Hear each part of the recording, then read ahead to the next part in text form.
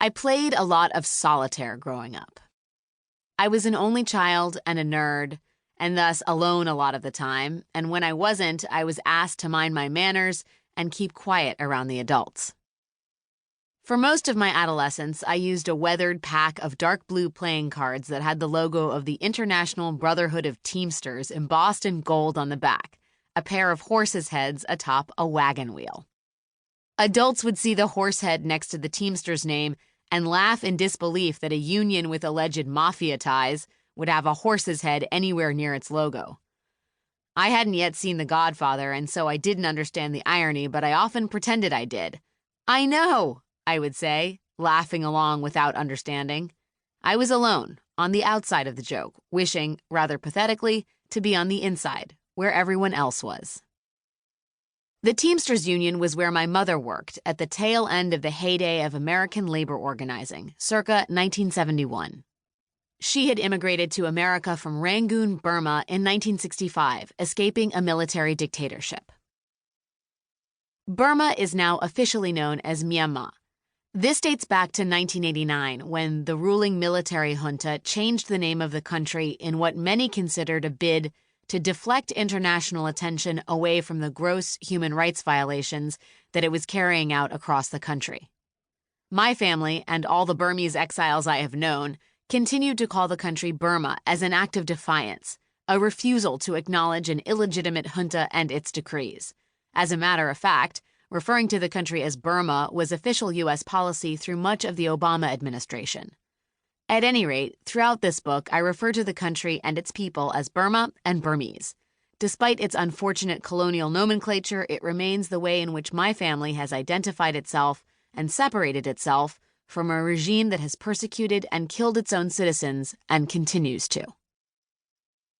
From my mother's initial landing pad in Washington, D.C., she went on to attend Swarthmore College, became enamored of leftist politics, and moved to Philadelphia after graduation to live in a commune with her French boyfriend and print up copies of what she described as a socialist daily. The French boyfriend fell out of favor, and my mother moved back to Washington, D.C., where she found a job at the Teamsters Union. That led to an interview for a job at the Alliance for Labor Action. The man who interviewed her there was my father, and from the moment they met, she couldn't stand him.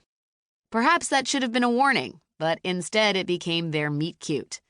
They hated each other, and then they got married.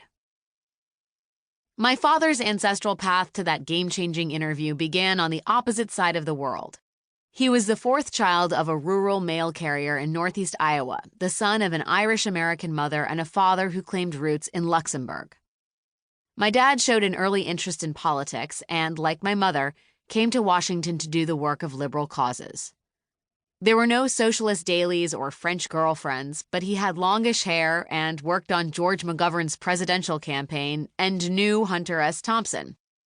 My mother and father's remote histories intersected on a bridge of progressive bona fides and casual early 70s bohemianism. Only a few generations back, their families had been separated by oceans and mountain ranges and steppes. But in Washington, their shared values were enough to draw them close. They were married in 1975, and several years later had their only child, me, a daughter born of an unlikely set of Burmese, Luxembourg, Irish bloodlines. Of this weird heritage, I knew little. Our Burmese story was relayed to me by my mother and grandmother in occasional fits and starts, usually with food as the catalyst. A pot of chicken curry would summon some certain memory, which would in turn beget a snippet of family history. But only a snippet. The stories were carefully constructed, well-worn vignettes that never risked genuine revelation. Burma was kept at a safe distance from our American lives.